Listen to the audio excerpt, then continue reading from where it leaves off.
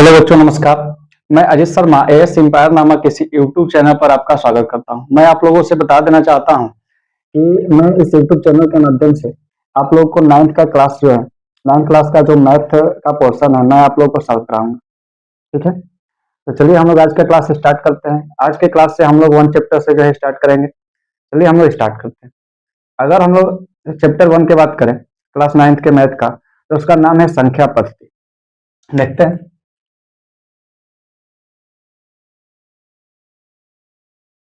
संख्या पद्धति, इसको इंग्लिश में बोला जाता है नंबर सिस्टम। नंबर सिस्टम, सबसे पहले हम लोग इसकी परिभाषा देखेंगे। ठीक है, उसके बाद जो है आगे बढ़ते हुए चले जाएंगे। आज की क्लास में हम लोग थ्योरी देखेंगे और इसका जो एग्जाम्पल है उसको भी देखेंगे, चैप्टर वन का। सबसे पहले हम लोग संख्या पद्धति के बारे में बात करें तो हम लोग जानते हैं कि विभिन्न प्रकार के संख्याओं को, जैसे हम लोग प्राकृतिक संख्या के बारे में बात करें तो प्राकृतिक संख्या जो होता है गिनती की संख्या कहलाती है, और उनको जो है लगातार हम लोग लिखते हैं, यानी कि एक के बाद दो ही लिखा जाता है, दो के बाद तीन, तीन के बाद चार, चार के बाद पांच। इस प्रकार से लगातार जो है हम लोग अनंत तक संख्या लिखते हुए चले जाते हैं। तो इन सब का कारण जो है संख्या पद्धति है। ठीक है, तो इसी प्रकार से हम लोग इसकी परिभाषा भी लिखते हैं। देखिए, इसकी परिभाषा जो है हो जाएगा, गणित की वह शाखा,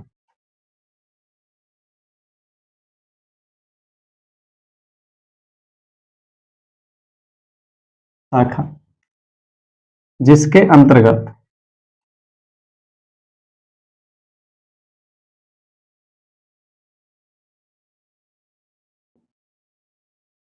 विभिन्न प्रकार के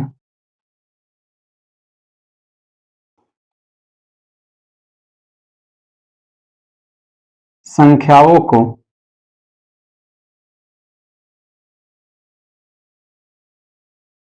अच्छे ढंग से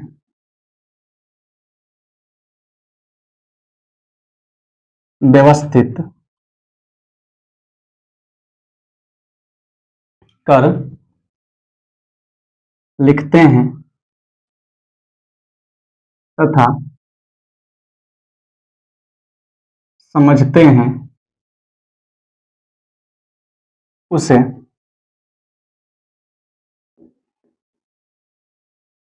संख्या पद्धति कहा जाता है।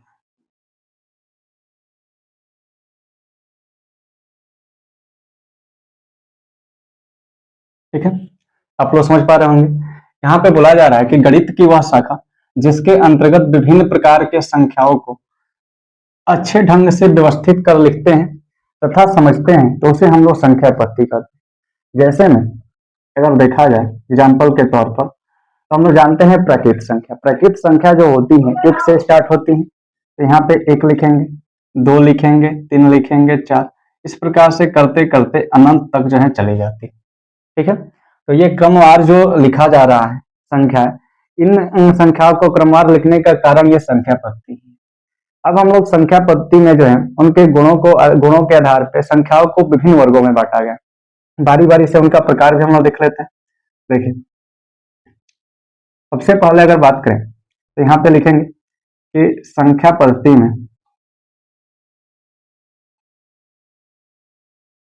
पद्धति में उपस्थित संख्याओं को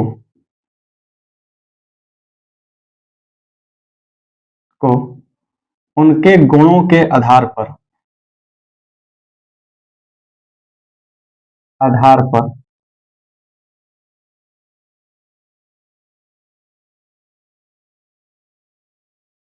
विभिन्न वर्गों में बांटा गया।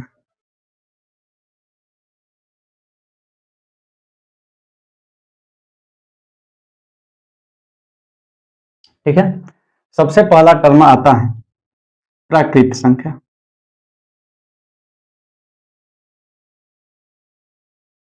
इसको अंग्रेजी में हम लोग बोलते हैं नेचुरल नंबर। Natural number. अब हम लोग इसकी भी परिभाषा लिख लेते हैं। हम लोग जानते हैं कि गिनती में जितनी भी सारी संख्याएं होती हैं उन सभी को मिला के जो है प्राकृत संख्या बोला जाता है। ठीक है, गिनती के संख्याओं को प्राकृत संख्या कहा जाता है, कहा जाता है। जैसे में अगर देखा जाए, जैसे में तो गिनती हम लोग जानते हैं कि एक से स्टार्ट होती है, एक से स्टार्ट होकर अनंत तक जो है जाती है। यहाँ पे लिखेंगे 1 2 3 4 5, इस प्रकार से करते करते अनंत तक। ठीक है, इसको जो है बोला जाता है इन्फिनिटिव। ठीक है, इन्फिनिटिव, इसका हिंदी जो होता है अनंत। ठीक है, यानी कि कितना भी दूर तक ये जा सकता है। अब हम लोग आगे बढ़ते हैं। ये जो हो गया, इससे संबंधित क्वेश्चन आता है दो तरह का। एक तो आता है सबसे छोटी प्राकृत संख्या, तो वो हो जाएगी एक सबसे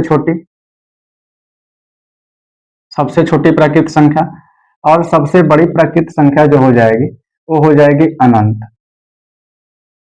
ठीक है, अब हम लोग अगला देख लेते हैं। अगला अगर कर्म के बारे में बात करें तो वो हमारे लिए आता है पूर्ण संख्या। पूर्ण संख्या को हम लोग जो है होल नंबर बोलते हैं, होल नंबर। देखिए, अगर होल नंबर की परिभाषा के बारे में बात करें तो बोला जाता है कि शून्य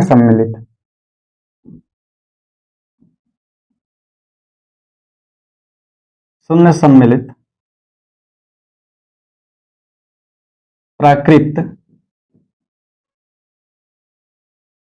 संख्याओं के समूह को पूर्ण संख्या कहा जाता है, पूर्ण संख्या कहा जाता है। ठीक है, यहाँ पे आप लोग देख पा रहे होंगे, बोला जा रहा है कि शून्य सम्मिलित प्राकृत संख्याओं का जो समूह होता है उसी को हम लोग पूर्ण संख्या बोलते हैं। यानी कि ये प्राकृत संख्याएं जो है, इसमें क्या किया जाएगा, शून्य शामिल कर दिया जाए तो उसको जो है हम लोग पूर्ण संख्या बोल सकते हैं। अब यहाँ पे लिख लीजिए, एग्जाम्पल के तौर पर अगर हम लोग देखा जाए तो यहाँ पे 0 होगा, 0 के बाद 1 2 3 4 5 6, इस प्रकार से करते करते ये भी जो है इन्फिनिटिव तक चला जाएगा। ठीक है, ये इन्फिनिटिव का चिन्ह यहाँ पे बता चुके हैं, इसी को जो है अनंत बोला जाता है। आप लोग देख पा रहे होंगे। अब इससे संबंधित भी दो क्वेश्चन आ सकता है। एक तो आएगा सबसे छोटी पूर्ण संख्या, तो ये हो जाएगी 0, और सबसे बड़ी जो पूर्ण संख्या हो जाएगी वो हो जाएगी अनंत। सबसे छोटी ये हो गई, ये हो जाएगी सबसे बड़ी। ठीक है, सबसे बड़ी। ठीक है, अब हम लोग आगे देख लेते हैं। तीसरा जो टर्म आता है वो आता है पूर्णांक संख्या, पूर्णांक संख्या। ठीक है, इसको बोलते हैं इंटीजर नंबर इंग्लिश में। अब इसकी भी परिभाषा देख लेते हैं। अगर हम लोग पूर्णांक संख्या की परिभाषा के बारे में बात करें तो बोला जाता है शून्य सम्मिलित धनात्मक तथा ऋणात्मक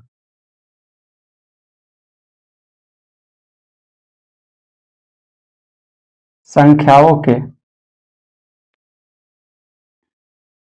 समूह को पूर्णांक संख्या कहा जाता है, पूर्णांक संख्या कहा जाता है। ठीक है, यहाँ पे पूर्णांक संख्या की परिभाषा के बारे में अगर देखा जाए तो बोला जा रहा है कि शून्य सम्मिलित धनात्मक तथा ऋणात्मक। धनात्मक संख्या का कहने का अर्थ है कि जिसके सामने प्लस का चिन्ह लगा रहा है, पॉजिटिव नंबर। ऋणात्मक संख्या कहने का तात्पर्य है जिसके सामने जो है माइनस का चिन्ह लगा रहा है, जिसको निगेटिव नंबर भी बोला जा सकता है। तो उसी का जो समूह होता है पूर्णांक संख्या कहलाता है। जैसे में देखिए, जैसे हम लोग संख्या रेखा जो होती है उस पर दर्शाते हैं, 0 को जो है बीच में रखा जाता है, 0 इस प्रकार से बीच में रहता है। इसके दाईं तरफ जो होता है धनात्मक संख्या होती है, 1 2 3 4, इस प्रकार से करते करते अनंत तक जाता है ये। ठीक है, उसी प्रकार से अगर इसके बाईं तरफ बात करें तो हम लोग जो है निगेटिव नंबर लिखते हैं। ठीक है,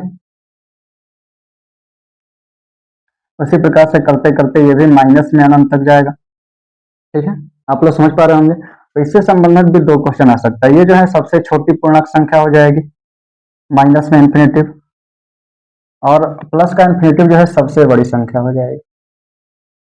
ठीक है, ये जो है आप लोग समझ पा रहे हैं। और इसके बाद का जो भी टर्म है उसकी परिभाषा जो है देख लेते हैं। अब जो अगला टर्म आता है वो आता है परिमेय संख्या। परिमेय संख्या, परिमेय संख्या को इंग्लिश में बोला जाता है रेशनल नंबर। Rational number.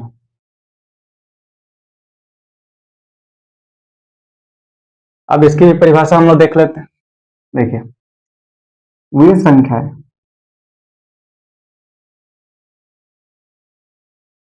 जिन्हें P बटा Q के रूप में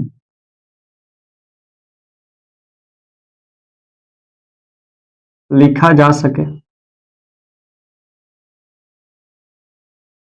लिखा जा सके, जहां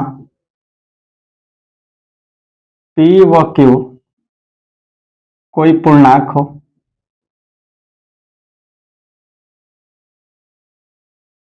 और Q is not equal to 0। ठीक है, ये सारा जब कंडीशन होता है तो यही जो टर्म है उसे परिमेय संख्या कहा जाता है। उसे परिमेय संख्या कहा जाता है। ठीक है, बोला जा रहा है कि इसमें वे संख्या जिन्हें P बटा Q के रूप में लिखा जा सके, जहां P और Q कोई पूर्णांक हो और Q बराबर 0 ना हो, तो उसे हम लोग परिमेय संख्या कहते हैं। जैसे में अगर देखा जाए, जैसे 0, 0 को जो है P बटा Q के रूप में लिखा जा सकता है। 0/1 लिखेंगे तब भी इसके अर्थ में मैंने कि वैल्यू में किसी प्रकार का डिफरेंस नहीं होगा। उसी प्रकार से 1 हो गया, 2 हो गया, 3 हो गया, इन सभी संख्याओं के बटे में एक जो है छुपा हुआ, मैंने कि इसको परिमेय संख्या के रूप में लिखा जा सकता है। उसके बाद अगर देखा जाए तो 3/5 हो गया, 6/5 हो गया, 7/10 हो गया। ठीक है, ये सभी जो है परिमेय संख्या कहलाएगी। बहुत सारा हो जाएगा इसी प्रकार से 80। ठीक है, ये जो टर्म है इसमें आप लोग देख पा रहे होंगे कि ये जो है P बटा Q के रूप में लिखा गया। यहाँ पे ये भी बोला गया कि P और कोई कोई पूर्णांक होना चाहिए, यानी कि 0 हो गया, 1 हो गया, 2 हो गया, या जितना भी टर्म आप लोग को दिख रहा होगा सब पूर्णांक की संख्या में से हम लोग लिए। आगे अगर देखा जाए तो Q के बराबर कहीं पर भी आप लोग को 0 नहीं दिख रहा होगा। यहाँ पे इसके बटे में भी लिख लेते हैं 1, है कि जब 1 डालेंगे तो इसके अर्थ में किसी प्रकार का डिफरेंस नहीं आएगा। अब हम लोग आगे की बातों को देख लेते हैं। ये हो गया परिमेय संख्या। अब जो है अगला टर्म आता है वो आता है अपरिमेय संख्या। अपरिमेय संख्या, इसको इंग्लिश में बोला जाता है इरेशनल नंबर।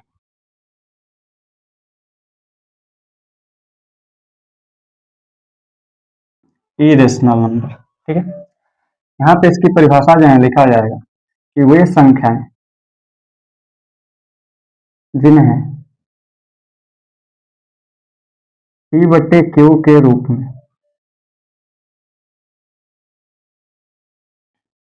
न लिखा जा सके,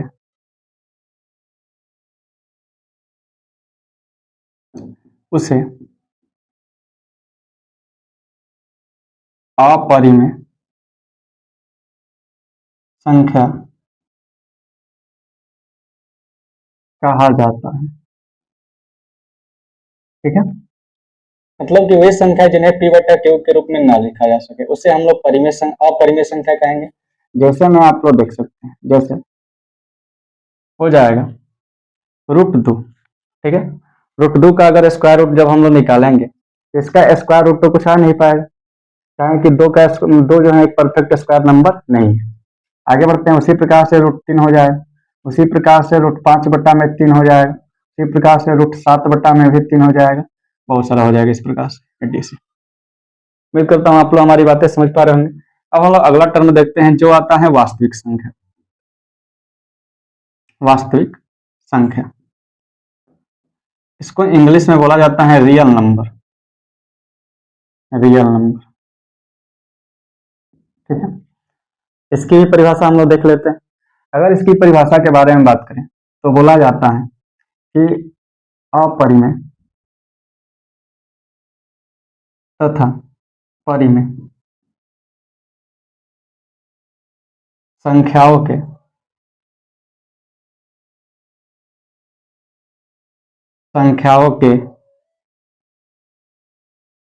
संग्रह को वास्तविक संख्या कहा जाता है। वास्तविक संख्या कहा जाता है। ठीक है, इसकी एक और परिभाषा जो है दी जा सकती है। ठीक है, याद करके, वे संख्याएं जिन्हें जिन्हें संख्या रेखा पर दर्शाया जा सके उसे वास्तविक संख्या कहा जाता है। उसे वास्तविक संख्या कहा जाता है।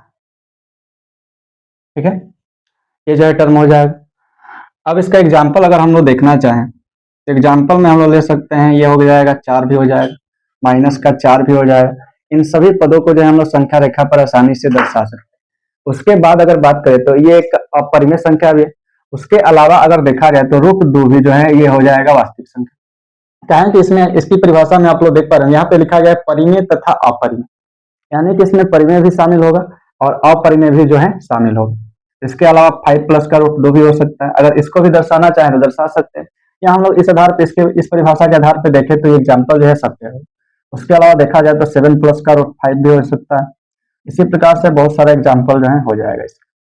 ठीक है, तो ये जो इतना तक अगर आप लोग थ्योरी समझ पा रहे हैं, तो अब हम लोग इसी के माध्यम से प्रश्नावली 1.1 का एग्जाम्पल जो है आसानी से सॉल्व कर सकते हैं, या उससे संबंधित जो भी क्वेश्चन है प्रश्नावली 1.1 का आसानी से सॉल्व किया जा सकता है।